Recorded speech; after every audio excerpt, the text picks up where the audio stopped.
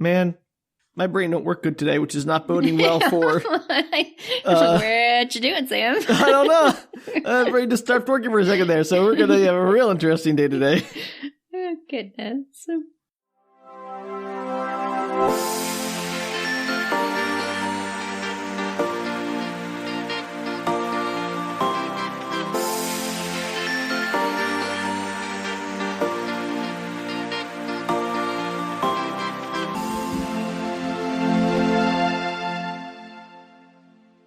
Hello, and welcome to Book Retorts. Woohoo! I'm Sam. I'm Danielle. And this is the podcast about sharing your weird media finds with your friends. I'm the friend. Yes, you are. And all of you listening here are my friend too, at least for the next hour and a half or so. Give or take. Yeah, depending on how this goes. So Danielle, do you know how sometimes I'll bring you a large science fiction or fantasy book that takes like 3 or 4 episodes to do and everyone stops listening after the first episode, so they're probably a bad idea? That's not necessarily true. We've had a couple that people have actually listened to all the episodes. Yeah. All right. I think we all know what the statistics say on that at the moment. But the point is, I brought another one for you today, Danielle, so Yay! Buckle up. You know, some of our listeners really like the long haul ones. I certainly enjoy them, Danielle, and I think what you and I enjoy are really the most important things about doing this. I mean, we do it for ourselves. No offense, everybody. I mean, yes, we love that you love it, but, you know, if we didn't enjoy doing it, we wouldn't do it. Exactly. All right, so I'm just going to send you the description for this book, Danielle. It's the 1988 novel Fool on the Hill by Matt Ruff. Fool on the Hill by Matt Ruff. Got it. It says... Stephen Titus George, that's a name, is a young writer in residence at Cornell University in upstate New York, a best-selling author in search of a new story. He sees his life as a modern-day fairy tale starring himself as a would-be knight trying to woo a lovely maiden, or actually 2, the bewitching Calliope and his guiding light Aurora Borealis Smith. Oh no. Yes. But he's not quite in control of the narrative. There's another writer with even greater influence on campus. The unseen Mr. Sunshine is an eternal Yep.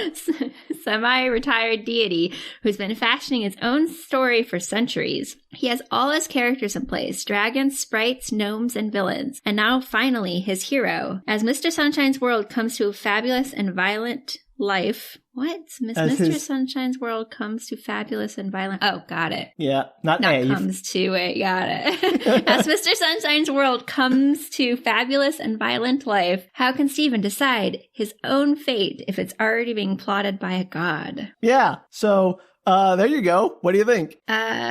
You know what? I've heard of this book before, but I don't think I've read it. I think I've mentioned it to you before. Yeah, I think you might have mentioned it. And it was around the same time I read something that was not similar, but it always reminds me of it, and I'm not sure why. Well, I'll be honest, this is my 3rd time reading this book. I picked it up like I picked up a lot of really weird books at a used bookstore when I was in college. And I've read it a couple times since. I'm not sure I understood it any better since then. I'm trying to remember what... I think it reminds me, and even though it's not remotely the same story, I think maybe I was reading at the same time that you mentioned it the very first time, like many moons ago, and it was Drawing of the Dark. Did you ever read that one? I have not read that one. Oh, it's a really good book, but it's by Tim Powers. Okay. Different person, different book, I maybe know, a but future when I started episode. reading it, I was like, in my head, I went to that story plot, and then when I started reading the summary, I was like, oh, good, it's not that story plot. And I was like, oh, wait, that's a completely different book. There was like a whole world going on in my head while I was reading that summary. Well, thank you for sharing a peek into your world, Danielle. Okay, tell me. Get this party started. The deities with... I don't even know what that was about. Yeah, I'm going to do some prefacing first. So this might not surprise you, but this is a first novel by Mr. Ruff, and it is a novel he wrote when he was about 22, 23. Good job. And he was a student at Cornell. So it was a book about himself? I mean... Yeah, kind of. Like this, it does feel a bit navel-gazy, this novel about a young but very wealthy and successful writer at Cornell University by a aspiring writer at Cornell University. Yes, it's yes. And I haven't read any other novels by Matt Ruff. By all accounts, seems to be a very successful author. One of his latest books, Lovecraft Country, has been made into a very well-received HBO series.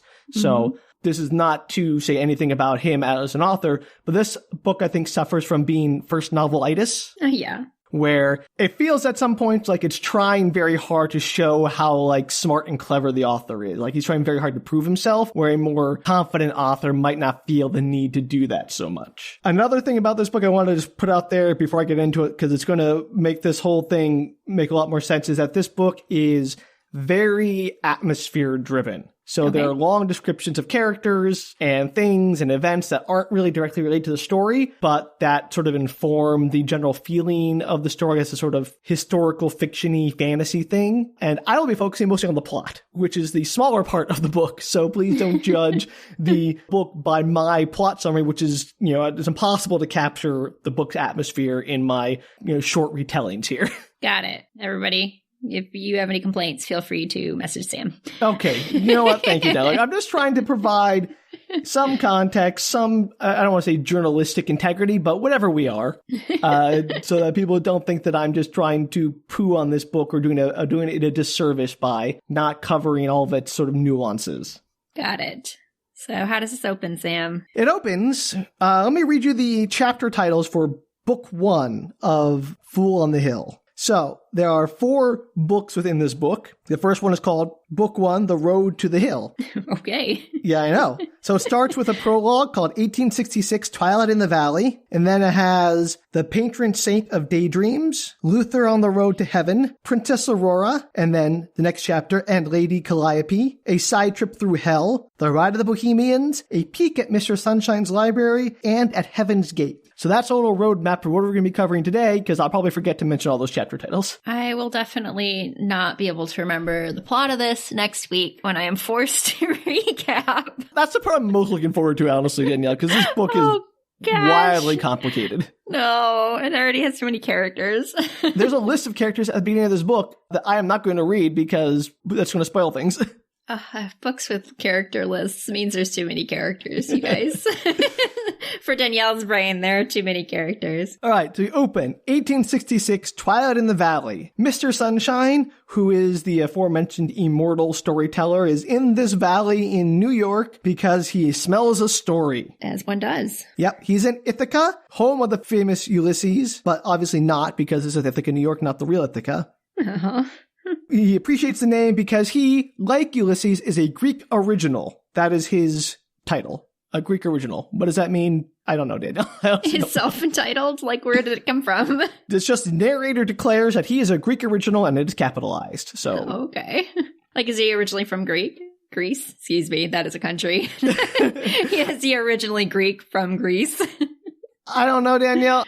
So Mr. Sunshine is walking through Ithaca and he stops to take a look at the hill. And the hill is capitalized. And there are many hills in Ithaca, but none of them concern Mr. Sunshine. He likes this hill. And someday this hill will house Cornell University. Like, he's seen into the future because he is a being beyond time. Okay. When is this set again? This is right now, it's 1866. 1866, okay. So, in fact, the first person Mr. Sunshine sees are 2 people who are arguing about universities. One person's like, coeducation, can't have that. Men and women learning together. And the guy's like, I think men and women should learn together. It's just bananas. Yeah, and the one arguing for coeducation is none other than Ezra Cornell himself. Of course. Of course. After Mr. Sunshine watches the men argue for a bit, he goes over to Ezra Cornell and starts introducing himself. Like, hi, Ezra, I'm not Mr. Sunshine. He just doesn't give a name, just starts talking to him. And he's like, oh, so what are you doing here? And he's like, oh, I'm thinking about starting a university. Cornell asks Mr. Sunshine, what brings you here? And he's like, oh, I'm just stories. I'm a storyteller looking for a new tale to pick up on. And he's like, cool, that makes sense to me. And asks no further questions. I mean, sure, why not? Well, he does ask, like, you write fictions? And he's like, well, yes, I'm a storyteller, but all my fictions are true, and I write without paper, so I'm not really the storyteller the way you think about it. You're like, okay, crazy pants, have a good day. And he's like, I don't really know what's going on. And Mr. Sunshine ends the chapter by saying, it's all right, come walk with me. I wish to see this hill of yours, and see what I can do with it. I'm gonna murder you. Yeah, right? So that is our prologue. Mr. Sunshine setting things in motion with Ezra Cornell to help sort of meddle in the creation of Cornell University for some grand story he has in mind. Perfect. Love it. All right. On to Book 1, The Road to the Hill, and Chapter 1, The Patron Saint of Daydreams. Okay. So this book opens in future time. What time, Danielle? Well, let me read you the opening sentence of this chapter to really establish the time. Okay. On a windless summer day in an uncertain year, more than a century after the founding of Cornell, a man who told lies for a living climbed to the top of the hill to fly a kite. So 1960s? At least 1960s, maybe the 1980s, given that the author was writing this in the 1980s. I don't know. I guess that's more than a century after.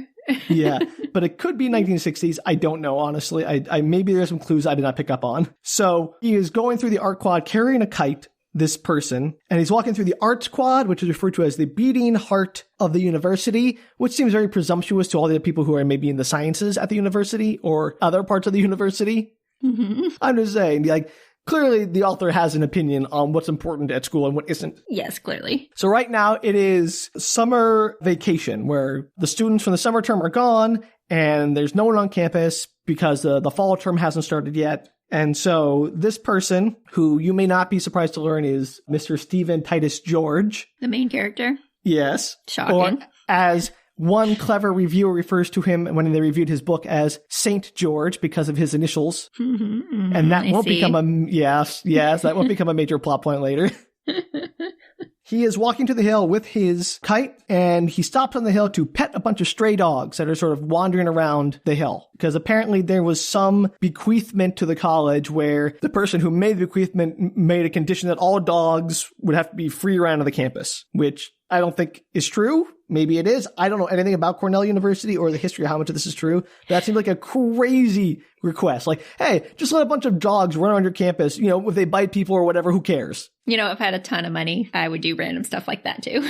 No, but I don't think, no one ever agreed to that. Like, that's an insane thing to have. Like, to let if they needed money, they certainly would. You just gotta find the right places, Sam. I don't know. That just seems insane to me. It seems like the craziest thing. Like, oh yeah, I'm gonna just give you a bunch of money to let dogs run around your campus with no one doing anything about it. Like, that just seems like a dangerous and hilarious. Maybe hilarious, but no.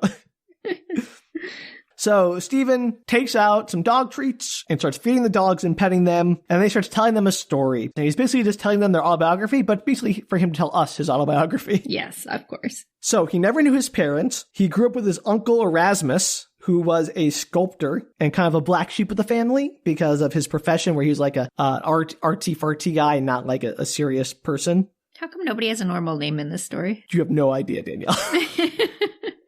So apparently his uncle would sell concrete squirrels and other things as, you know, statues that he would make on the street of New York City to tourists. So he made statues out of concrete. Yeah. So he took like cement and he poured them into molds and made these things and then sell them. Oh, okay. Sure. Why not? Why not? Like, tourists have bought dumber stuff, so go for it. They'd buy it. I think they would. And he would tell George when he was growing up that the artists are magical beings. They're the only people other than the gods who can grant immortality. And again, someone's talking up the artists quite a bit in this book. You know what? You go, artists. You do I'm not your saying thing. Artists aren't great, but saying like they're the most important and they're second only to gods is pretty presumptuous. George's like, oh, that got me psyched about the arts. You know, at least until I hit puberty. And I'm like, uh-oh. Because why does puberty make you want to be not like a god anymore? But apparently when Stephen hit puberty, he stopped thinking about being a god for some reason. I think that the reverse would be true. Yeah, I know. I mean, like, that wasn't my experience as a teenager. And apparently what he's referring to is that he stopped thinking about being a god or maybe the arts and started thinking more about sex, essentially. I don't see why the two are completely separated. They're not, but apparently they are to him. I don't think it's either or. I think he's wrong. He goes on to say that, like, he tried writing a bit, but he wasn't very good because he was too content with his life as a kid. Okay, sure. Like, he's espousing the idea that you can't write or create good art without suffering. Like, you know, good art comes from suffering. And if you're happy with your life... I don't know. Yeah, I don't agree with that philosophy in general, that the only way to make good art is by, like, if you're suffering and putting your suffering into the art, like, every artist has to suffer to make good. I don't buy that. But apparently, this person does. Okay. But fortunately, puberty hit him early and hit him hard, and he fell absolutely in love in high school with a girl named Katerina Sesso. Although he said actually he fell in lust with her because it wasn't truly love. Because again, teenager. We talk bad about teenagers sometimes. Look, Danielle, we were all teenagers. We know what horror shows we were. I was amazing. I don't know what you're talking about. Yeah, okay. So I want to read this next paragraph where he describes Katerina to give you a sense of the flow of this book. Mm-hmm. So he goes on to say that she was an Italian, and in those days, Italian girls were all the rage. Later on, redheads came into vogue, and just now the fad is Asians. But in high school, the state-of-the-art girlfriend was an Italian. All of which is racist and sexist as hell, but I've never actually met anyone who didn't have a preference. Have you? Okay. Right. And I mean, like, a couple of things. One, I mean, I'm glad he acknowledged that's a pretty racist and sexist perspective to, fetishize cultures and races. But to go on and say, well, that's just the way people are, so it's fine, does not excuse it. It takes away all the good work. I know, exactly. Like, I've all this time describing why that's a horrible sexist thing, but, everyone does it, so it's probably all right. Like, no, it's not okay.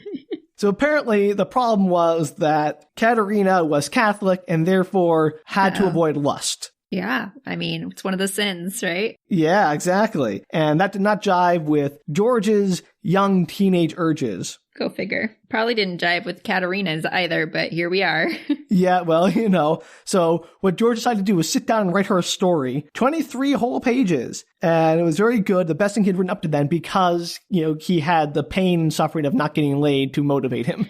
I mean, sure. I'm sure many a story and many an art piece has come out of the pain of not being able to have sex. Yeah, that's absolutely true.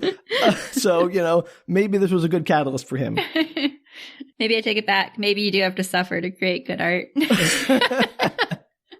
I wouldn't go that far. Well, the story was successful because 4 months later on his 16th birthday, as a present to George, she gave in and they had sex. Oh, Katerina. In Flushing Meadow Park. Just outside in the open. I mean, sure, why not? And they were there until they woke up the next morning and someone had stolen their beer. So what a way to go.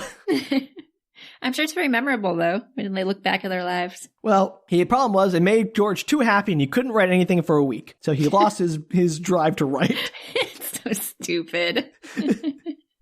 And then Katerina broke up with him because she felt so guilty about having sex and the That's sin. all that Catholic guilt, yeah. Yeah, exactly. And so George says, for the next 7 years, right up to today, trying to get back to that birthday under the World's Fair globe. I've been trying to do that. So he's been trying to recapture that moment because he's like so world weary about not having love anymore. Has he written a lot of really good stuff in the last few years? Well, we'll get to that. Okay, because, that would fall in line with what he just said. The answer is, well, he is a best-selling and independently wealthy artist in residence at Cornell, so figure it out. Oh, okay, good. I'm glad that it really drew his art from him. This one thing that happened when he was 16 years old.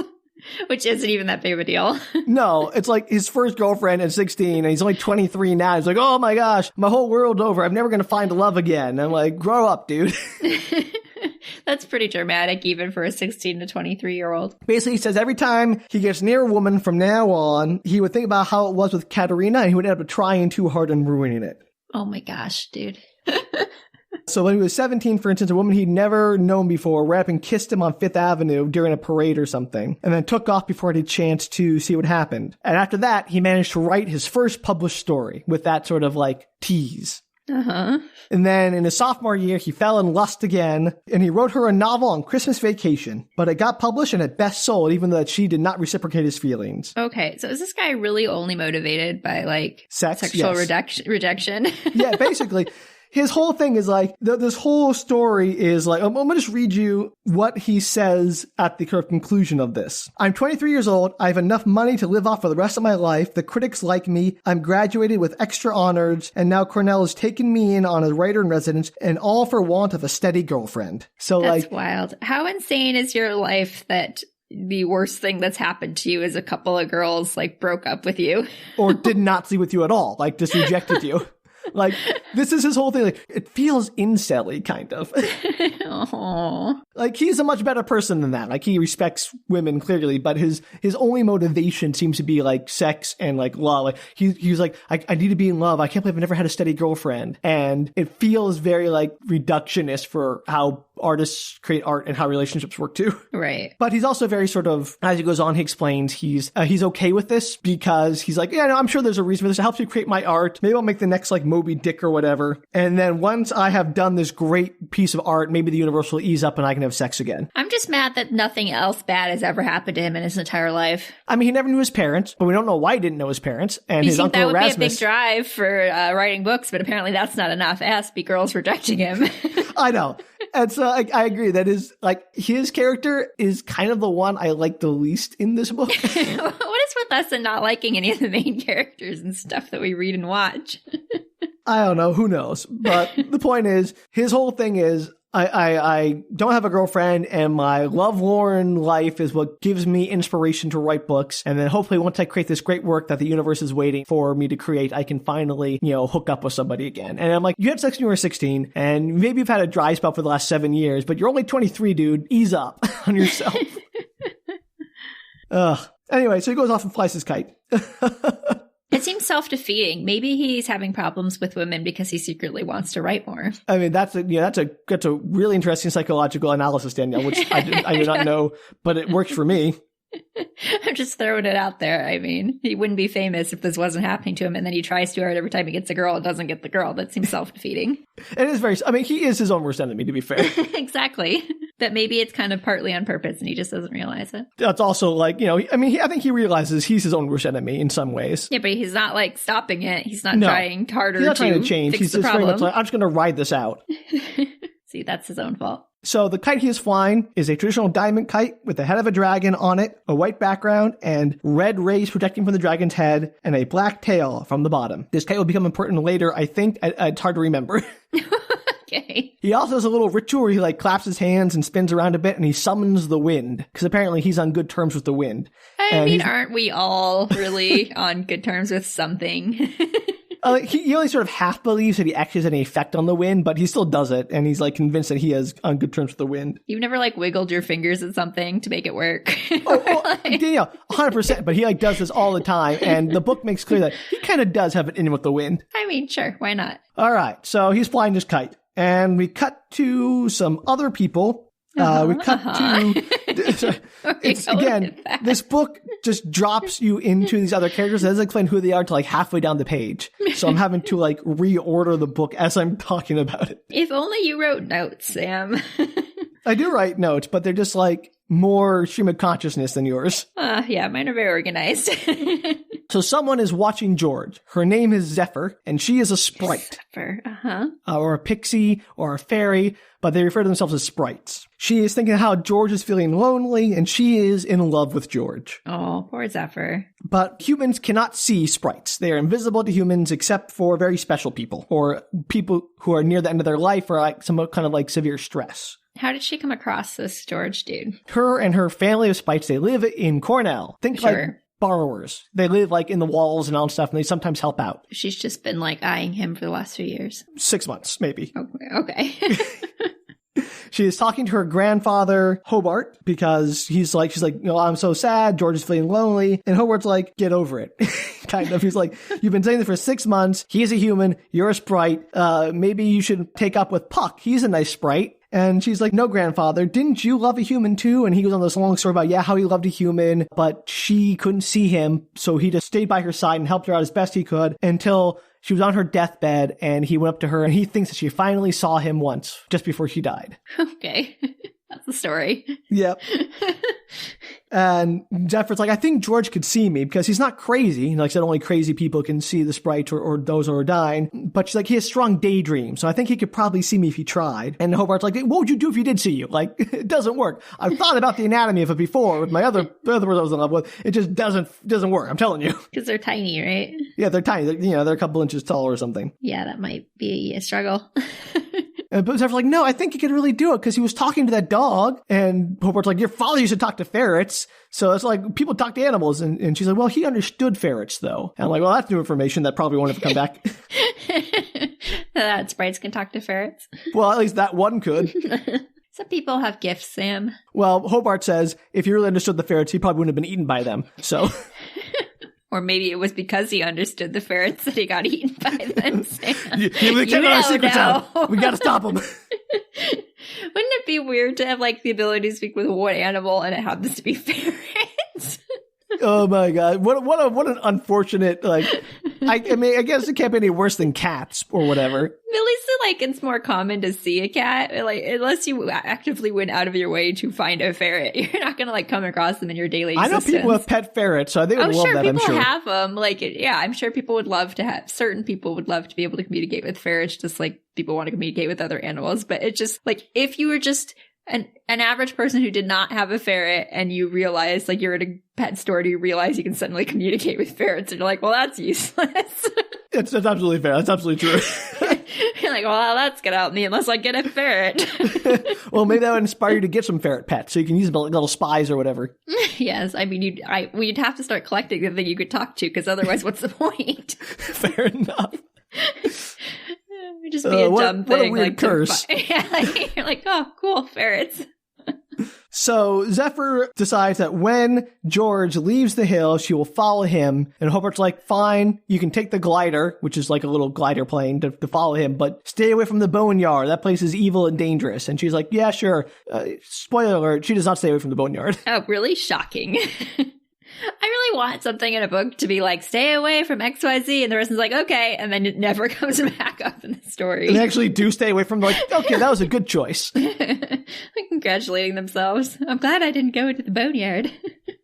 Zephyr does ask, like, what's in the boneyard that's scary, and all Hobart says is nightmares, old nightmares. So, clear as ever.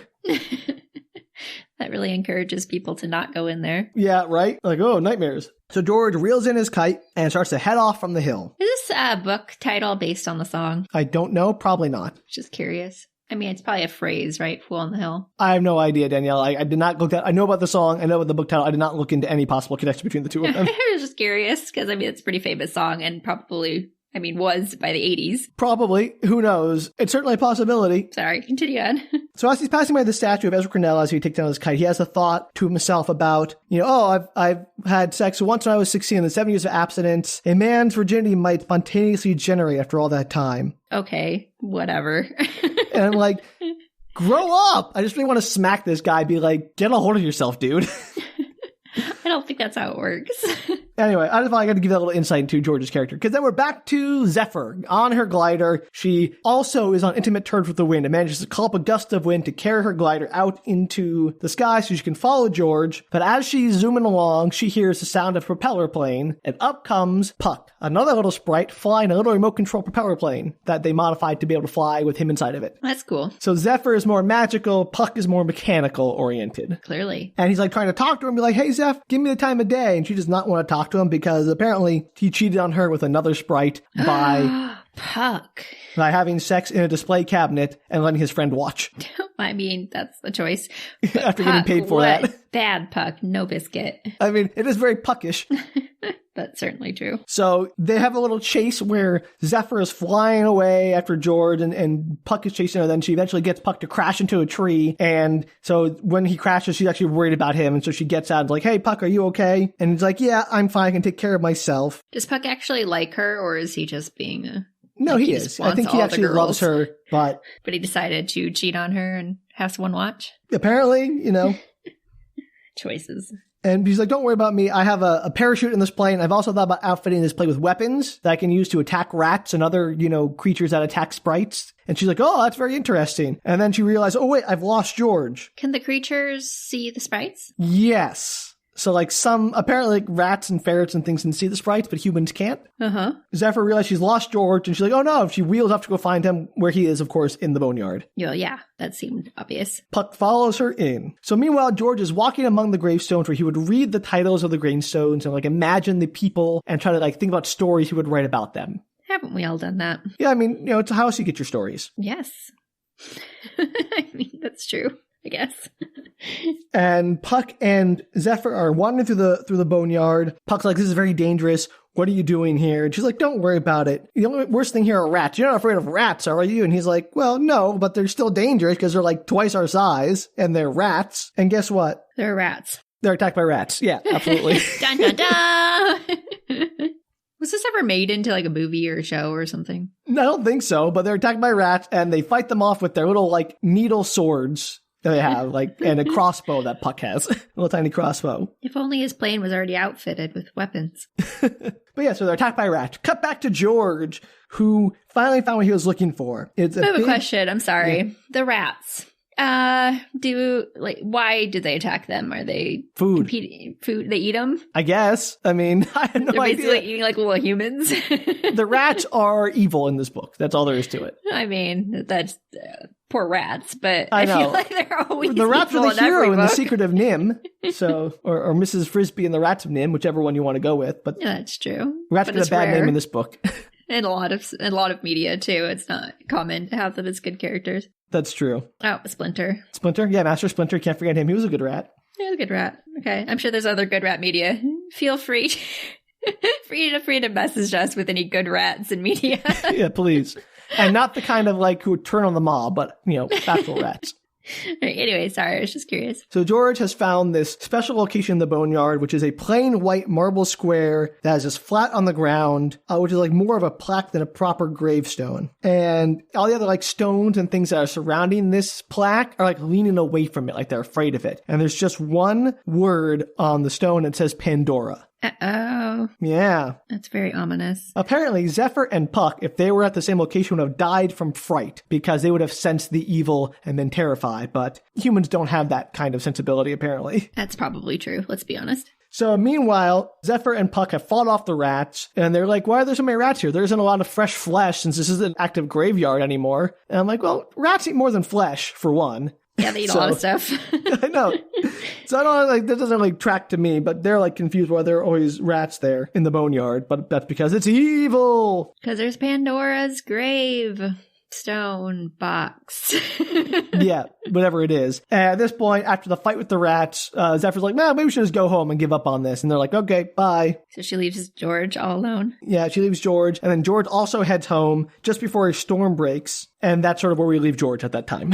He's just sort of sitting there thinking about, like, what's going to happen next. Are we in chapter 2? Yes, now we are. Okay. Luther on the road to heaven. Uh-huh. So now we cut to a black Manx cat named Blackjack. I do like Manxes.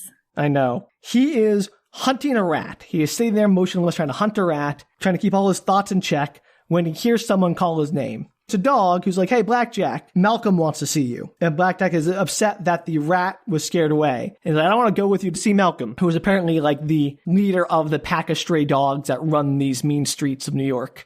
Of course. I mean, what else would he be called? But the other dog convinces Blackjack to come because it's about Luther, who is a mutual friend of Blackjack's. And then we have a whole chapter about animals and telepathy. Which is like a theme with us lately. I know. I was thinking about this, Danielle, but this book goes way into more detail about how telepathy works in animals. So buckle in. Is it just as concerning as the rest of the stuff that we do with animals with telepathy? Kind of. So the stipulation here is that animals communicate telepathically to each other, but not with people. Do they understand people? No, kind of. We'll get to that. Okay. So all living creatures, humans included, have latent telepathic abilities, but humans just never develop them because we have language, which sort of replaces our telepathy. Sure, I'm willing to go with that. Why not? But in animals most closely associated with people, like cats and dogs, the telepathy becomes a refined and useful tool. So not just like emotional or empathy, but actual telepathy, and they communicate. But also, cats are better able to understand human speech than dogs, even though I think that's demonstrably not true. Yes, that's probably not. Cats ignore it, though. It was sort of like give a dog commands versus giving a cat commands, can probably figure out which one understood them better. I'm pretty sure the cats understand. They just choose not to do it. Fair enough. Let's be honest. But dogs empathize a lot more with people without really understanding the complexity of their thoughts. Like, they understand their emotions, not their, like, higher thoughts. So they sort of revere humans as god-like creatures. They call them masters. Uh-huh. While cats have a lot of disdain for people because they actually can sense their thoughts and realize, oh, they're really not that complicated. That sounds about right. Which also means that dogs are religious and cats are not. Yeah, which I don't know about that.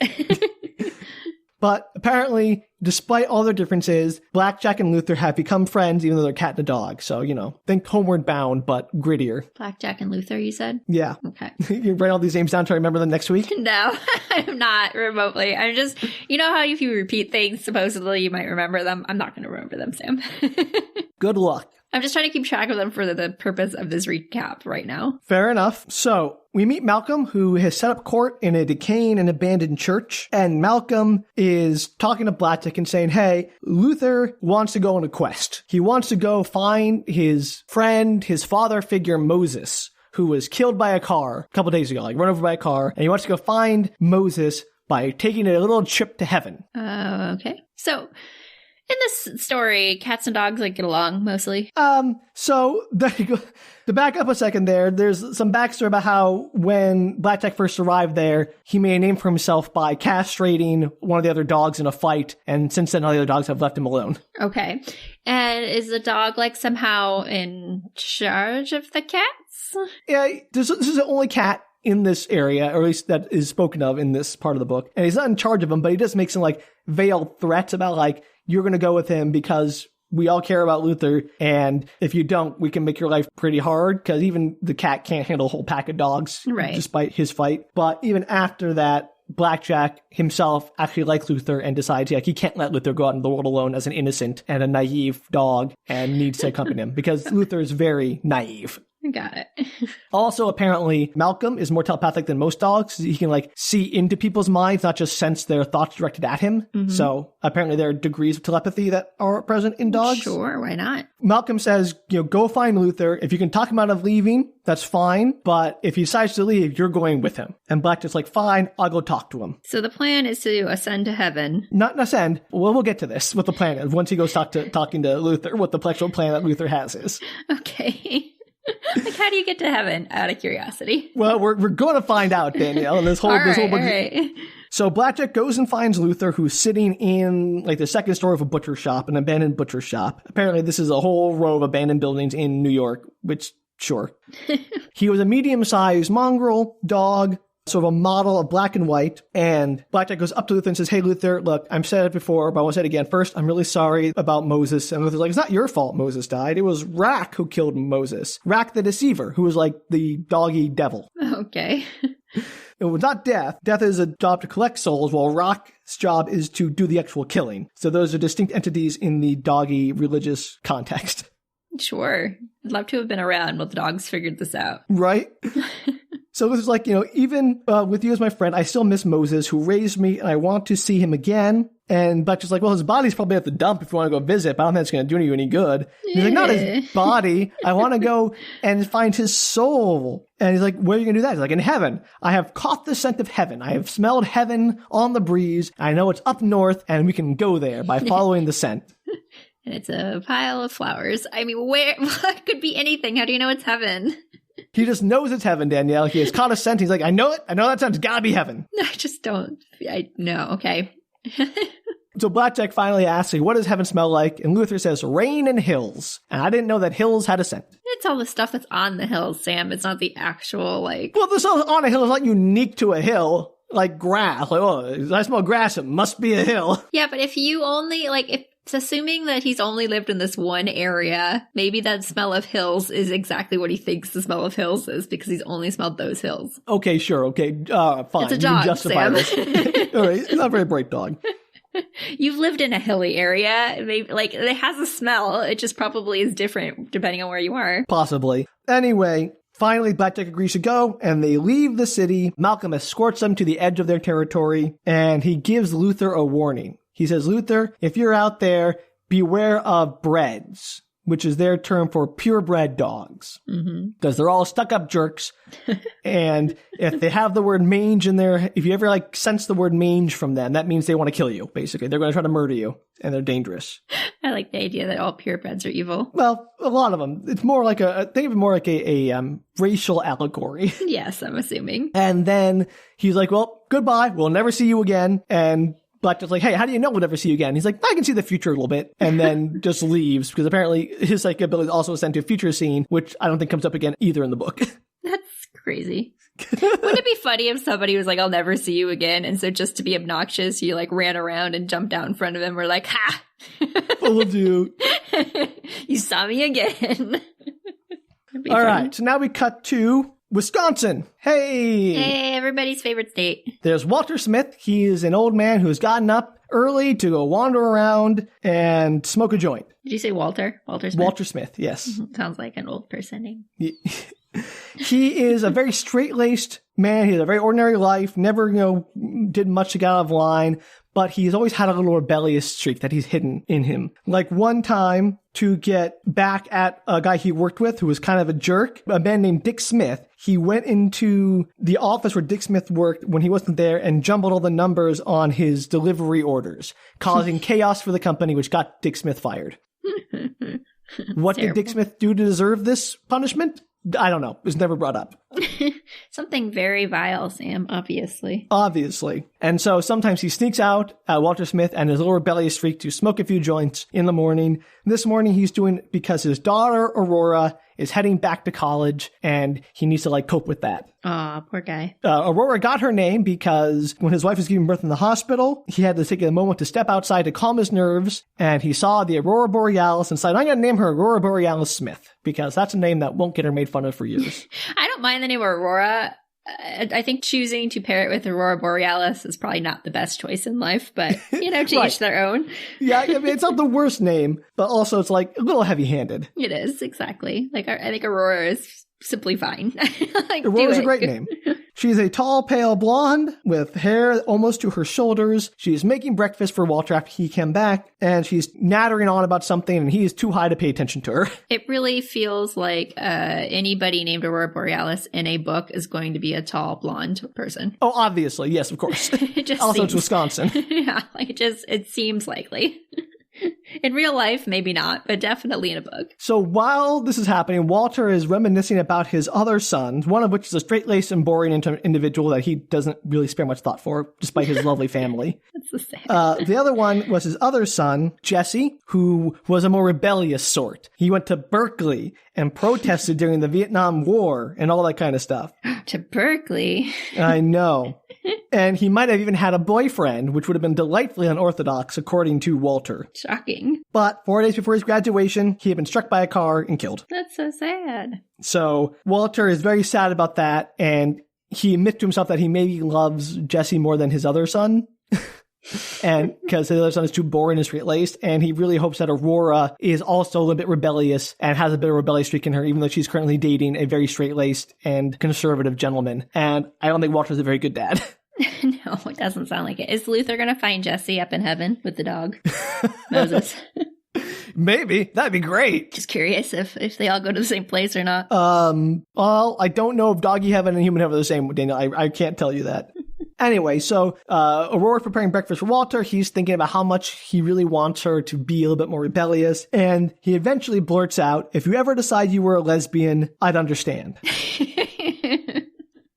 Normal breakfast conversations. And again, I'm going to read this little paragraph or response just to give you a sense of how, wordy this book is. It doesn't say anything clearly when it can say it in a much more roundabout way.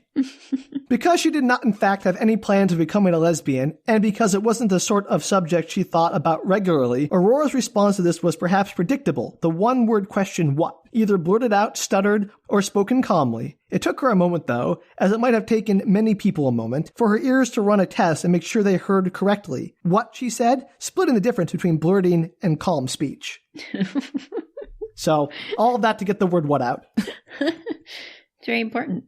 Anyway, so as I mentioned earlier, this is sort of this book has that kind of lyrical side. You sort of just immerse yourself in it rather than reading it, if that makes sense. Mm-hmm. I get that. Anyway, Aurora's what's wrong, Dad? Why are you something about me being a lesbian? And he's just I was just thinking about your brother Jesse, and he was different. He was willing to challenge things. And I think you've got that same kind of spark in you. And I really want you to be that way. And it's when do you start listening to your mother, who is apparently very conservative and a straight-laced woman? And he's I just don't want you to wake up 30 years from now and realize that your chance to have more of a life, your chance to smile the way Jesse smiled all of that time has gone by, and you haven't had that kind of life. I'm what are you doing projecting onto your daughter like this? Telling her, hey, if you don't start rebelling now, you're going to regret it in 30. Maybe she's happy the way she is. Let her be happy. Yeah, but it comes from a good place. It's not it's... I don't know if he's trying to exactly change her, but it sounds more like he just wants her to live a full life. His idea of a full life is maybe different than what hers is where the conflict occurs. Right. I'm not opposed to, like, if someone wants to be, counterculture rebel, go for it. But, like, don't try to foist that onto your daughter at the breakfast table. It is a weird place to bring it up. But I think his heart's in the right place. He's just going about it in the wrong way and assuming that that's how the best way to live your life is that way. Yeah, sure. Maybe that's what he's doing. But I still think it's not particularly, like, especially with his obvious favoritism for his one son, it's not great. No, I mean, I think it's partly projection of his own life onto his kid, but I don't know. It just, from what you said, I am not reading the book, but from what it said, it sounded like it was trying to, like, he was trying to get her to live a full life, too. Yes. That wasn't the only thing, but that was part of it. Indeed, but Aurora sort of brushes him off like, I'm fine, and she gets in the car with her boyfriend, Brian Garraway, and they drive off to Cornell, and as they're driving away, Aurora thinks, well, maybe I should have let my dad drive me when he offered, because she wants to be a little rebellious, maybe. And meanwhile, Walter Smith has a little prayer. What he says is basically, listen, I need a really big favor. And then that's all of the prayer that we get. Do you think Brian has the name Brian because it's a fairly, like, typical name, and so they're trying to make the boring boyfriend with a boring name? Yes, exactly. 100%, Danielle. Because all of them have odd names except for Brian. Yeah, no, Brian Garraway is boring old Brian. Now we move on to Lady Calliope, who is in Delaware. Because she is the most beautiful woman in the world. Where else would you be but Delaware? Like, that's exactly where one would find the most beautiful woman in the world. She's walking down the highway, US 13, away from Dover, because she had just broken the heart of a mechanic, and that's what she does. She is a muse, she hooks up with people, and then leaving them brokenhearted so that can inspire them to greater things. Out of curiosity. Yeah. Is the mechanic, like, does he do old cars? Like, how is he going to utilize that broken heart to create an art form with his mechanic life? Let me read what it says, because sure, this will explain it. So after she breaks up with him, he will be so badly hurt that he'll want to die. He'll wish to die, but when death does not come, he would find himself being transformed by his pain. In the end, for the sake of lost love, he would be drawn into an act of great heroism. That's all we get. So nothing related to his mechanic life, potentially, just some kind of heroism. Yeah, exactly. Okay, sure. And Calliope's like, she's not the author of these events. She's merely just another pawn in the storytelling of presumably Mr. Sunshine or whoever. And she seems to know this. I also have a thought here, like, why is all this happening in the U.S.? Like, it strikes me as very, like, hey, all these, like, ancient gods and Greek originals are showing up here in New England and the Midwest. It's set. I mean, I get what you're saying, and I don't disagree with that at all, but, like, I mean, he could set it anywhere. Yeah. Like, I mean, it would be like the same if it was in, I don't know, some other place, Scotland, if it was But my point is, why aren't there, like, American gods as opposed to Greek god or, like, American? But we don't like, why have is it, like, American gods? Because everything has to be European is the point I'm getting at here, is the Eurocentrism of it. Like, oh, all of the great storytellers, all the great philosophers, I'll be Greek or, Anyway, I just want to point that out that I realized at this point, because I thought, like, oh, Dover, Delaware, perfect. That's exactly where I expect the muse Calliope. I mean, where else? Like, I mean, even if you set it somewhere else entirely, like, you'd still just have all the European gods in that place. So if you set it in Egypt, you'd still have a bunch of European gods in Egypt. If you set it in Europe, it would make sense to have European gods. I'm just saying, like, why? I'm just frustrated that everything has to be Greek all the time. Yes, but I'm assuming the author's white, correct? Yeah. Probably European based, so pulling from that culture is probably less offensive than pulling from a native culture that he has no experience or knowledge of. I mean, that's a fair point, Danielle. I'm just saying, if he had that history and wanted to pull it in, then yeah, go for it, man. But, like, or just maybe make up something new. That would make sense too. But in terms of, like, American white gods, we don't have those. We only have European white gods. Like, that's a fair point. I get what you're saying, Danielle. I'm just saying, I wish there was a little bit more, like, creativity in the creation of American mytho, or, like, if you're setting a fantasy in the United States, maybe make some stuff up if you don't want to, pull from native legends, or, have your own set of American-based gods. Like, why does it have to be a Greek original? Why couldn't he be an American original, Mr. Sunshine? He's not inherently Greek in any way. I don't know. But I get that he's, like, tying Ithaca and Cornell and all that kind of stuff. Like, there's a Greek theme through it. I'm just saying, like, I want more creativity out of storytelling in general. It's not just this book, but, like, our storytelling in general is very Eurocentric. I think in general, white people tend to pull from, like, the whiter god versions of things. I can't disagree with that. When they write about it, that's like, I think, where their brains go to and probably where their pasts go to. And like, that's where they pull from, whether or not that's good. So and that becomes the majority is the Eurocentric version. Well, that's what I'm getting at. I just want more diversity in our storytelling, or like maybe make some stuff up. I'm with you there. That's all I'm getting at. That's all I want to say. I'm not trying to like be down on this author in particular. I'm just saying it's like another story, even though it's in America, about, European gods or whatever. Right. And we discussed that in Robot Jocks too. Who knew that Robot Jocks and this book had anything in common other than both being written in the 80s?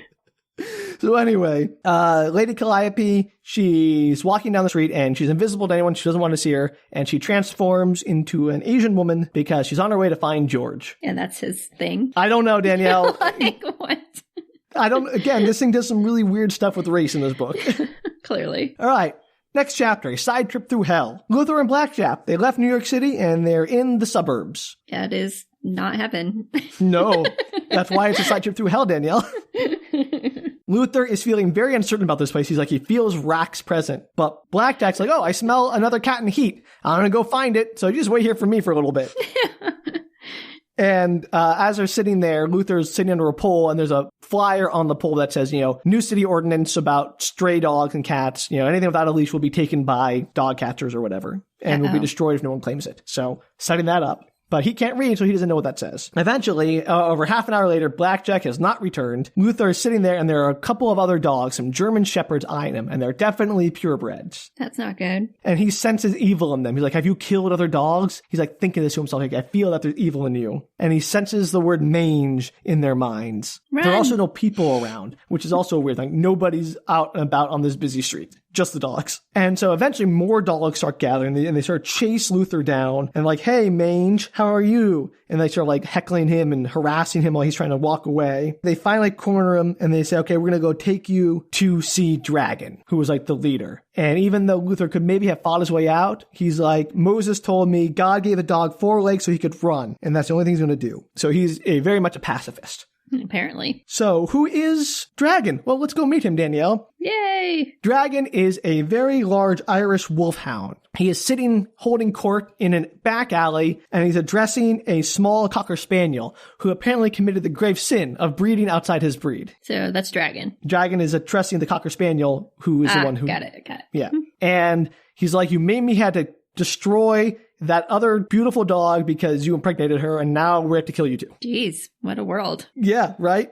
And so the Cocker Spaniel is stuttering and trying very hard to like defend himself. And apparently the stutter is a genetic defect from inbreeding because purebred dogs are not doing great in the inbreeding department, as we all know.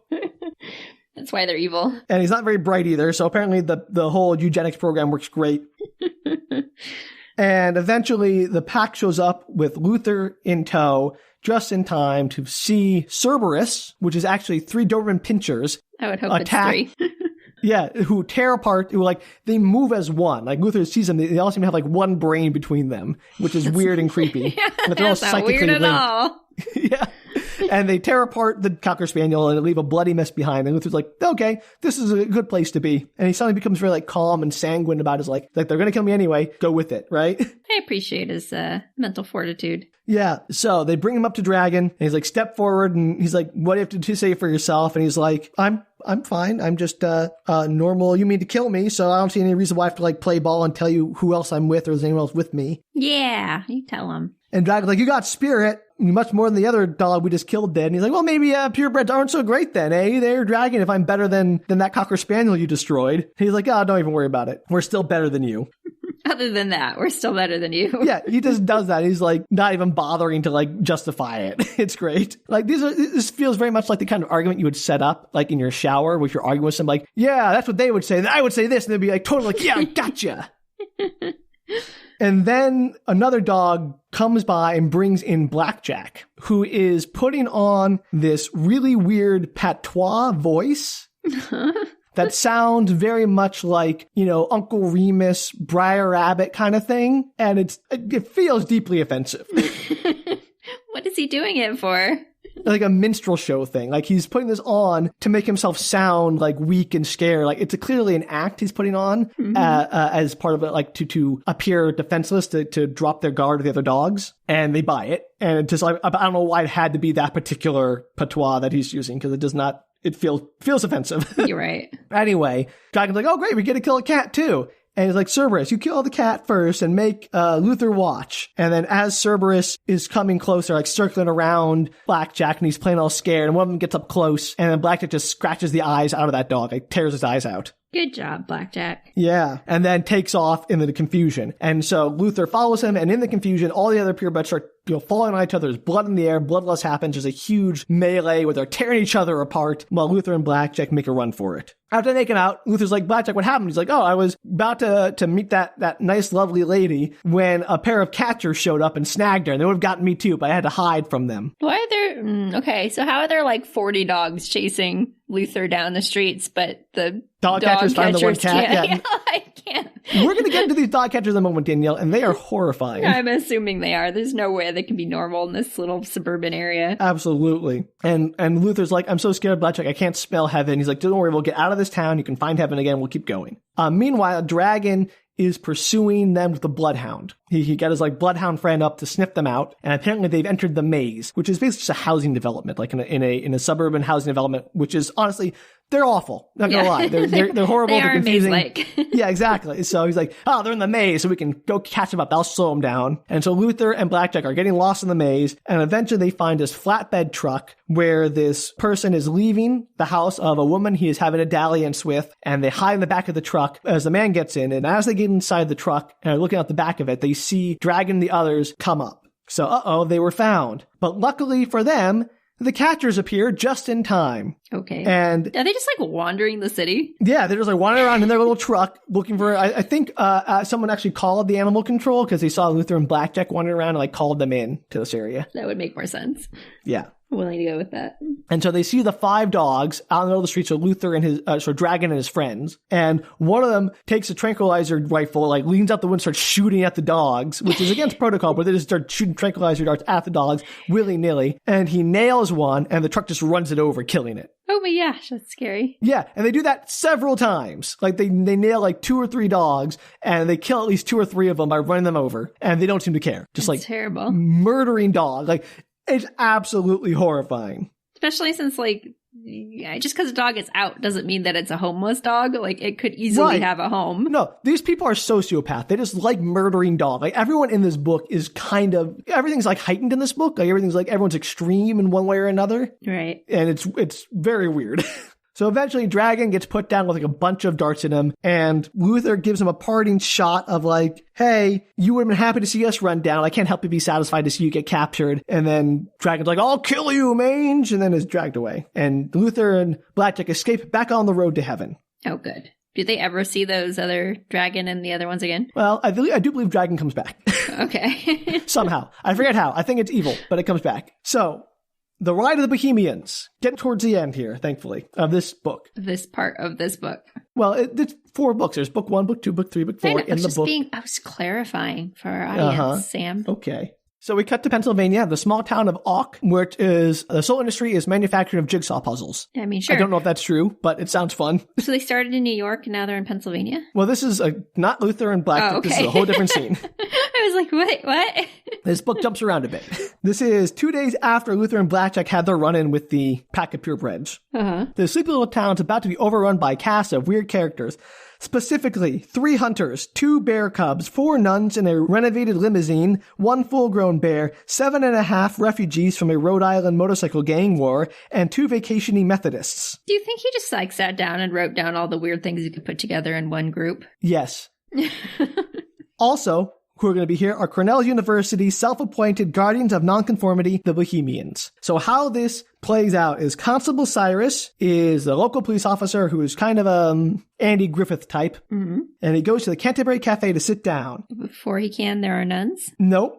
As he looks outside, he sees a pickup truck with 2 bear cubs in a cage and a couple of guys trying to fill up their gas at the local gas station, even though it's closed. Is it legal to have bear cubs in a cage? Well, he's like, oh gosh, should I get up and arrest them? It's a lot of paperwork. Maybe I should just like let them go and call the next town over and let them deal with it. Because clearly he's a terrible police officer. Yes, clearly. Meanwhile, the Risley Hall Bohemians, which are a group of the nonconformists, have left their summer home in Soho and are making their grand journey back to Ithaca riding horses. Because, are they sure. like self-entitled nonconformists? Yes, absolutely. Okay. And in fact, I'll get to this in a moment, but the leader of the Bohemians and the founder is a wealthy person who bought these horses for his friends so they could have a little club. Yes, so very nonconformist. I know, right? They have the luxury and the privilege of being nonconformists, essentially. That's fun. So let me just give you a quick rundown of these Bohemian main characters because the book decides to, and I'm going to make you hear it too. Okay, on it. Let's do it. So, Lionheart is the reigning king of the Bohemians. He rides a stallion with a mane that has been cropped into a purple mohawk. Because... Poor horse. I know, right? Who dies of horses? Leave them alone. They also, like, use their hair. Yeah, it's important to them. Leave them alone. There's Miyoko and Fujiko, the Grey Ladies. There's Ragnarok, the Bohemian Minister of Defense, and Preacher, the Bohemian Minister of Ministry. Minister of Ministry. Pretty good. Sounds like a skit, should we call it skit? Oh my gosh, my brain. A skit? Like, improv? Yeah, like, no, like an improv skit, but yes, it does sound like an improv skit. But I was thinking of the people who did, oh my gosh, Life of Brian and... Monty Python? Thank you, Monty Python, yeah. Damn, I am tired. You're tired. How do I feel? And lastly is ZZ Top, the minister of bad taste who doesn't bathe because gross. Because of course. But he was kind to children, so I guess that makes him okay. Yeah, you can not bathe and be kind to children. I mean, they're not related. They're not mutually exclusive. So while the sheriff is debating whether or not to arrest the 3 hunters for stealing some bear cubs, which seems awful, up ride a gang of bikers. 7 bikers, to be exact. And we do not get the names of these bikers, but he does give them the names, the narrator gives the names of the 7 dwarves for the bikers instead. Okay. Except he replaces happy with sleazy. So, there you go. There's nobody happy in the group. Apparently no. And they're also carrying a coffin with them, or a trunk with their dead buddy Fred in the sidecar of one of the bikes. Is that Snow White? Yes, Snow White. They're going to kiss her back to life. I'm just saying that is a story. It should be. That'd be way better. That'd be a way better allusion to the Snow White thing if they did that. Anyway, the bikers come into the cafe and the constable stands to talk to them and then faints right away out of fear because he's useless. Oh my gosh. They're not scary. They're very scary, but they didn't do anything really that threatening. Yeah, he didn't seem to threaten him, and he's a cop. One of them pulled out a switchblade, so I guess that scared him enough. Then. Yeah, put him to sleep. He doesn't have like a gun or something? I mean, who brings a switchblade to a gunfight? He got his gun, but he always leaves his sidearm in his desk because he's never needed it. Small town. Yeah, that's a terrible idea. But before the bikers can do anything else, they notice a limousine full of nuns drive by, and that draws their attention to the bear cubs and the hunters. I don't know why the nuns had to be in the story, just to make it wackier, I guess. Because it's funny. There's a convergence of all these things. Yes, I got it. It just seems unnecessarily convoluted. I don't think it seems like this author does not shy away from being unnecessarily convoluted. No, again, I'm not saying it's a bad thing. It's very Rube Goldbergian in its nature. So the bikers go out to confront the hunters. One of them pulls a shotgun on the bikers, and they just immediately disarm him, and they go running down the street, shooting out windows in the shops with a shotgun. While some of the other bikers try to tear the padlocks off the cage to release the bears, and they make what the cops should have done in the first place, let's be honest. True. And then they make the hunters stand in the middle of the road and start circling them on their bikes when the Bohemians show up in their horses and are like, hey, stop right there. And there's actually a pretty good joke here where Lionheart is like, all of you who don't belong in this town should go. Like, good morning. Anyone who doesn't belong in this town, you can leave now. And they're like, what'd you say to us? And he's like, good morning. All of you who do not belong in this town should go. And then his like friends sign language in behind in case they're deaf, which I think is a pretty funny little joke. But of course, the bikers do not do that. They instead charge at one of the Bohemians, Fujiko, who pulls out a collapsible lucite quarterstaff and assembles it and then like knocks the guy off his motorcycle with it. It's impressive. At that point, the padlock comes off of the bear cage and the bears escape and all pandemonium breaks loose. It's a big old brawl. They're fighting. One of the gray ladies, who, like all gray ladies apparently, has an inner glow that made her beautiful, manages to transfix one of the bikers for a moment so he forgets about fighting because he's transfixed by her beauty. And then she manages to dislocate his hip by like using a pressure point on him or something. It really feels like that would never happen in the history of ever. No, it would not. This is all People don't get sidetracked very often by beauty during a fight. It's absolute BS, Danielle, but here we are. It happens a lot in movies and TV shows, and it's nonsense. Absolute nonsense. Also, ZZ Top spends the fight petting the bears, because sure. Where's the mama bear? Well, Danielle, funny you should mention her.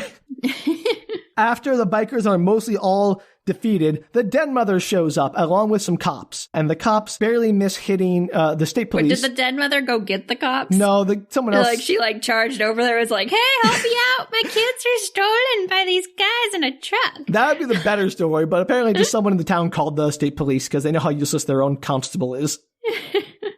And so the cops almost hit the Methodists who were in a car, and that's all they do in the story. Like, they were just mentioned again in the beginning to make it sound more weird. The nuns? The Methodists. There were Methodists too. There are nuns and Methodists in the limo? No, not in the limo. These are a different set of Methodists, just in a regular car. So there's a set of Methodists and a set of nuns. Yes. Why? Did they do anything during this entire story? No. Why are they there? Good. That's what I told you, Danielle. It's very to make it wackier.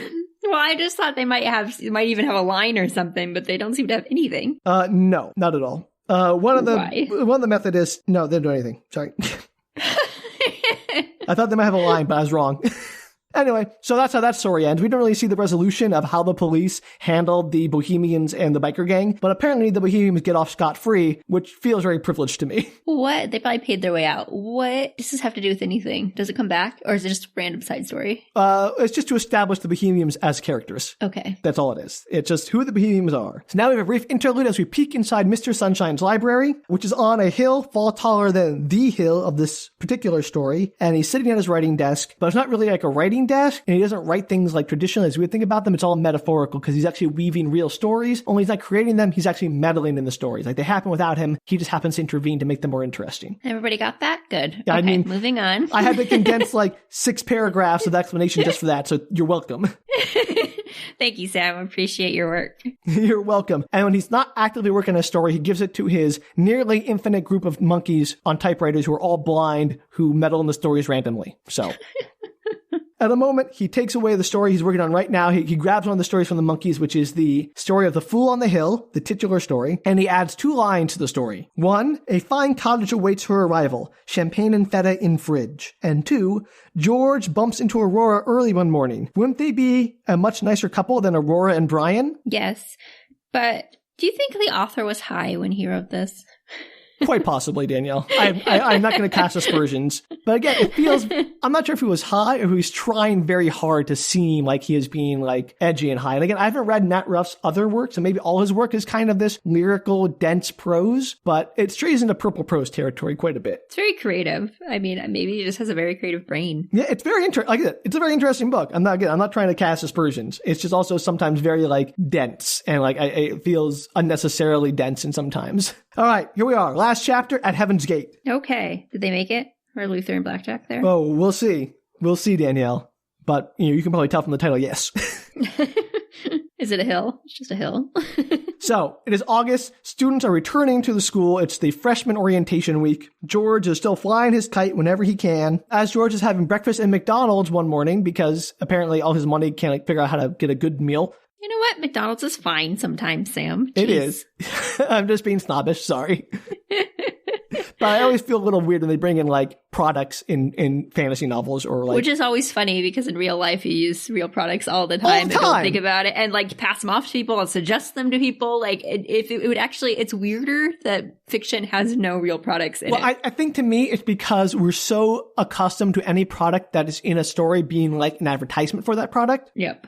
Or product placement that we immediately assume that if someone's doing it, why are they talking about McDonald's? They must have a reason. They were paid by McDonald's, even though I know this person wasn't. It just feels why are you giving that away for free, dude? Yeah, they could have paid for it. I just think that it wouldn't feel weird if we didn't have this advertisement culture around products and stories already. That's true. Anyway, he's in McDonald's. Whole other topic. Yeah, sorry. It's a topic for another podcast, which is more Maybe insightful one of our than shorts. You know what? It could be our Patreon shorts. Yeah, sure. We could talk about product placement. Okay, great. Maybe. We'll see how that goes. So as George is in McDonald's, in walks a man named Wax, who was a regular there. And he is a smooth talker, which is why he's called Wax, because he's so slick. No. Yes.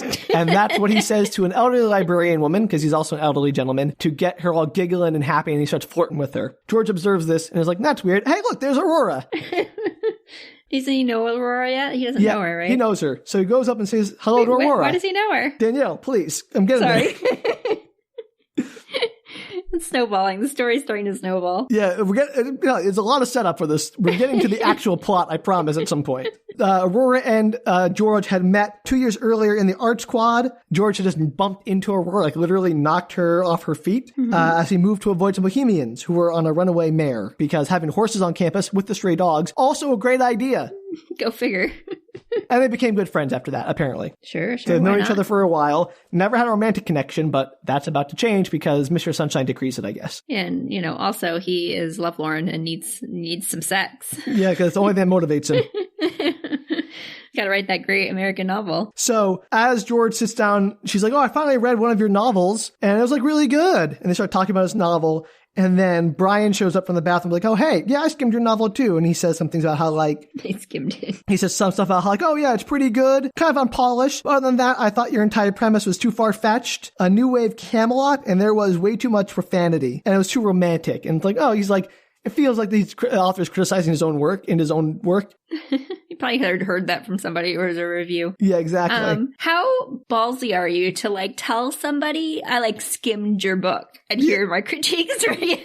Yeah, no.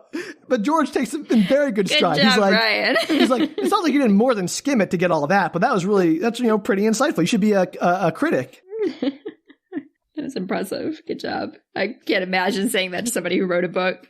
No kidding. So, Aurora, inquires about how his writing's going. She's like, oh, it's going fine. I did get this weird letter from a professor of eugenics at the University of Iowa. She's like, she liked my story, wants me to come there to breed with some of the writing group there. No. I'm like, what?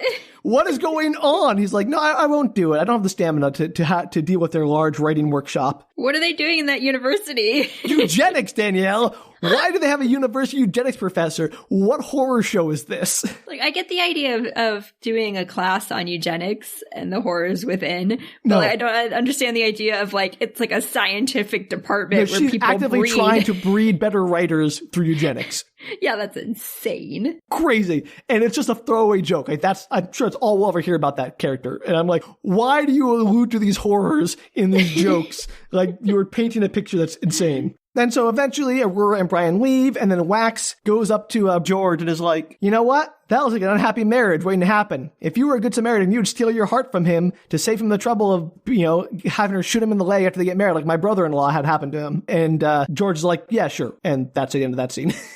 So he was telling that to George? Yeah, he's like, George, you should steal her heart. He doesn't know who she is or who George is. He's like, hey, they look like they're unhappy and you seem like a nice guy. You should steal her from him. You have no context for this, Wax. What are you butting in here? He's had a lot of experience, Sam. He has. Meanwhile, Luther and Blackjack are back on the road. Luther has rolled in a mud puddle to disguise himself so he can look like a uniform color. Blackjack's like that. Are all purebreds uniform color? I mean, Dalmatians are black and white. I know. It doesn't make any sense. And Blackjack's like, that's stupid. He's like, that's all right. And then Blackjack starts to wonder, what if we get to heaven? Because Luther thinks you're getting close. And it's not like there's no Moses there. There's no heaven. And Luther's like, you're thinking about this. I know you're thinking about what's going to be like if we get there and there is no heaven. But trust me, I will be okay. But it's like, no, I don't think Moses exists anymore. He's just a memory. And it's like, well, you can think that. But, I think it's fine. And we're going to get there. And don't worry about it. So it's basically just them discussing their philosophies on life. Yes, apparently. So I want to know if this hill is heaven. Pretty much, I think it is actually, yes. We now cut to the Bohemians. They're riding through Ithaca on their way to Cornell. Their ranks have swollen in size to the full complement, which is 50 of them, 100 of them, something like that. Are they just heading there for fun? They go to school. From something? They're going to school? Yeah, they go to school there. They're like the fall semester or whatever that's coming up. Yeah, they're going back to school. Got it. And they just decided to ride their horses there. That's what they do. They ride their horse. Okay. They have this huge pilgrimage back to the campus. I mean, that wouldn't be not fun. I agree. Sounds like a lot of fun. Their style is great. But here's I think is an important point. So as they're riding by, they pass two police officers in a car. One of them, who is new, is like, oh, look at these freaks. They're probably all, degenerates. And the officer's like, no, they're all good kids. They respect us, even though they don't, in their own way. Because as they pass, the Bohemians go like, hail Ithacops, hail Caesar. They give them kind of an ironic kind of gesture. It's like, oh, that's just their way of respecting us. And I'm like, these kids are so privileged. Yeah, little punks. Yeah, like they're like, oh, the cops are just our friends and our buddies. Like any really like disadvantaged groups would not approach police officers in that sort of way as like, oh, you know, or have that kind of friendly relationship with the police. And so I'm calling shenanigans on their whole like counterculture shtick. Yeah, it's rare to find a non-conforming group that is friends with the police. Exactly. That's what I'm getting at. Not that you don't like even if they wanted to be, the police aren't often going to be friends with them. Right. I'm not saying you can't like respect law enforcement in its way or like the concept of law and order without necessarily respecting the institutions themselves. There are shades of gray here that we cannot get into because this is not the podcast for intelligent political discussions. But my point is, this feels like a bunch of privileged kids role play, like cosplaying, you know, having a Ren fair as opposed to actual counterculture. Yeah. I don't think they necessarily agree with the police, and I don't think the police would agree with them, even if they wanted to be on good terms. Yes, that's all I'm getting at. So as they're going through the town, they meet up with George, who came out to meet them. He's like, yeah, I thought you guys would be back here, so I brought you some extra booze as a present, as a welcome back present. And then ZZ Top tells George a long story about something that happened in Chicago that's irrelevant because he's a big fan of George's and read his books and really likes them. And then Lionheart's like, hey, you got a woman yet there, George? And he's like, nope, nothing yet. I'm still trying. And he's like, I just met Aurora, so this might be going in the right direction. Right? And so apparently his mopiness about his lack of dates is something he tells everyone. Well, it's the only real hardship he's ever gone through, Sam. That's true. And so when people discuss their lives and things that have been difficult, he's like, well, you know what? I had sex once when I was 16 and never got to have it again. At least yet. Even though I'm not very good at like meeting women, I haven't tried that hard to improve myself. But aside from all of that, it's been a really hard 7 years, you guys. Yeah, it's so hard being wealthy writer in residence without a real actually like any work or concerns about money or anything else. So Lionheart gives George 2 fortune cookies. One says, beware the Ides of March. The other one says, redeem for one woman of your dreams. This coupon void were prohibited by law. So he's trying to help, I guess. Cookies. It'd be fun to make fortune cookies and put those in there. Exactly. So that's what he did. So now we cut to Calliope, who has shown up in the rain. Oh, yeah, her. Yeah, she's still a thing. She first stops by a small cottage to get changed and get dressed. So she was in Delaware, but now she's in New York. Yep. Did she walk there? Yeah, apparently. I mean, she's magic, Danielle. Who knows? So after she gets all dressed up, she goes out into the misty, rainy night and goes up to the Prudence Risley Residence Hall, which is where the Bohemians live. And so this gives a little backstory on the Bohemians, which is that Prudence Risley Residence Hall was one of the original sort of co-ed dorms, and it always had like this counterculture streak to it. And then it started getting more conservative. And so Lionheart decided that he would establish the Bohemians to counter the conservative movement within the Residence Hall and make it a bastion of whatever counterculture again. Mm-hmm. And he did this by buying his friends a bunch of horses. As one does. Yes. So there you go. Don't we all need a friend that will buy us a bunch of horses? I mean, I wouldn't say no to that. I don't know where I put them, but I can find a place. So Calliope walks by, and immediately Lionheart is infatuated with her because she's the most beautiful woman in the world, of course. But he realizes that she is not for him, and she sort of walks away, leaving him, and disappears again. And then his girlfriend, Miyoko, comes up, and he forgets all about Calliope as her memory fades from his mind, replaced by love for Miyoko, renewed again because they had been going through a rough patch. So Calliope just sort of helped him realize that love is great again. How does he know that she's not for him? I don't know. He just does. It says, magic of Calliope. Yet he suddenly knew with an ironclad certainty that she was not to be his. That's all it says. Okay, sure. And then Calliope goes and dances naked in the quad for a little while. As people do. I mean, that seems pretty common in colleges, if I recall. Sure. I mean, I'm saying from yes. my college days. I'm not untrue for mine either, but, you know, just she goes and does that. No reason, but she's alone. No one can see her. And she gets to play with the wind a bit because she's on good terms with the wind too. And while no one sees her, the sprites like Zephyr and her grandfather Hobart do hear the wind play its little tune and figure out something's going on. And then she's like, I'm here, George. I'm here. And then gets dressed and leaves. Is that why he has some kind of power over the wind too? I have no idea. Tied in. Maybe. All right. Finally. Is this the third time you've read this, Sam? Danielle, I haven't read this in years, for one. And two, like I said, I never remember the plot of this book at all. I remember the feeling, the book is more atmosphere than his story. And so I remember that quite vividly, how it makes you feel. I don't remember any of the plot points. Besides, I won't spoil anything, but there's one thing I do remember, but other than that, nothing. Okay. Keeping us so on finally, our toes. Mid-dawn, Blackjack and Luther show up in Ithaca, they're passing by a gate. And as the fog clears, Luther's like, oh my gosh, it's the gate to heaven. And he goes in and Blackjack sees that, oh no, wait, this is a gate that says dedicated to Cornell University. It's like, oh, it's university, not heaven. But I can't tell Luther. I don't want to break his heart. But he can go because they can't do anything with the dogs, right? Yeah, exactly. Dogs so he goes just wander inside. Free, so maybe it is heaven. Yeah, it's true. And so he's like, we smell dogs. And Luther's like, oh, lots of them. And as they come up, there are two dogs approach them. One is a mutt and one is a purebred. And they're getting along and they seem all friendly. So maybe it is heaven. So maybe it really is heaven. And as they top a rise, they see the sunlight make a halo around one of the bell towers in buildings. And Luther's like, it's heaven. We made it. And that's the end of book 1 of Fool on the Hill. That was music. Thank you, Danielle. I appreciate that. Heaven music. That harp. Ding ding. So there you go. That's part 1 of Fool on the Hill. We'll see what part 2 is like next week, potentially. It's crazy. That's a lot. It's a lot. There's a lot of setup in this first book. It's all set up. I'm rooting for Luther and Blackjack. They're the best characters in the book. And far. maybe Zephyr, because I really don't care about George. George is kind of insufferable. The Bohemians are fine, but they're kind of also insufferable in that they're like, it feels like I appreciate that they're trying to be counterculture and like they are a racially diverse group of people, but like they don't actually address any of the issues that affect minority groups or oppressed groups or anything like that. Right. So they all seem to come from a point of privilege, which it seems like, again, kind of like a white author writing minority characters rather than like a minority perspective. So, well, that would potentially be true in this situation. Well, it is true, but like, you know, I don't know. I'm not trying to be hard on it. Like I said, I think a lot of the ideas in this book are admirable, even if the execution is sometimes a bit clumsy. Right. Anyway, I can't wait to hear your summary next week. Oh my gosh, Sam. It's going to be terrible. I can already tell you. I will not think of it between now and then you're going to ask me to start. I'm not going to remember anything. It's going to be so hard, Danielle. This book is so complicated. There was like 12 different things going on. There's no way. No way. And it's only getting more complicated from here. I might remember the dog and cat story. That was really the only one I was focused on. It is the most like story of this. Like it has the most of a story. There's actually a journey. There are events of consequence. There's conflict. Right. Like nothing else has really happened in this book yet.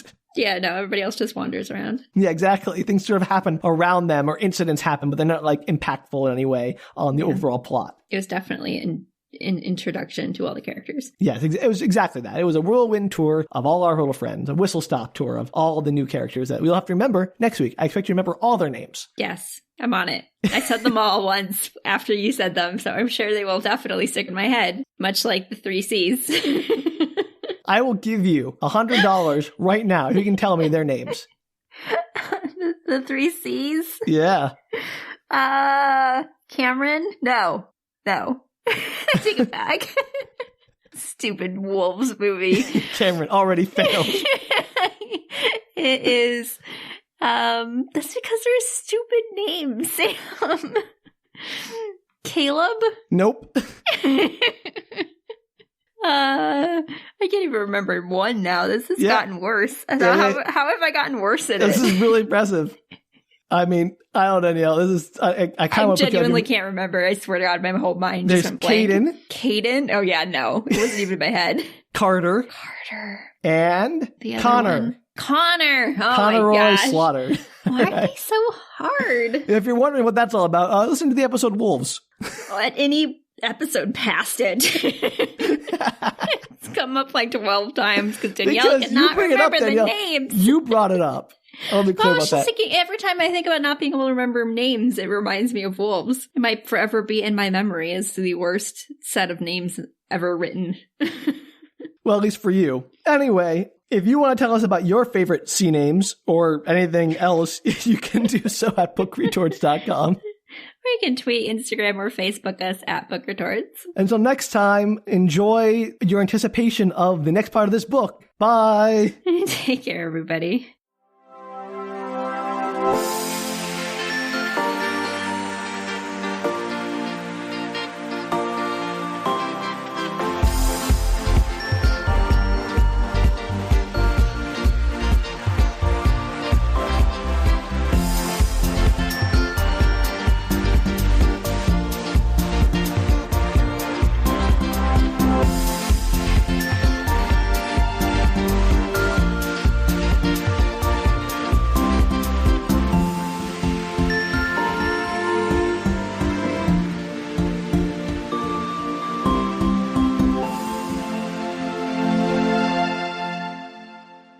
All right. I guess that's about that. I don't know. There's anything to say about that. I thought you might have something to say about them making a run for it. All right. I'm glad they made it out. I don't know. I thought that's all right.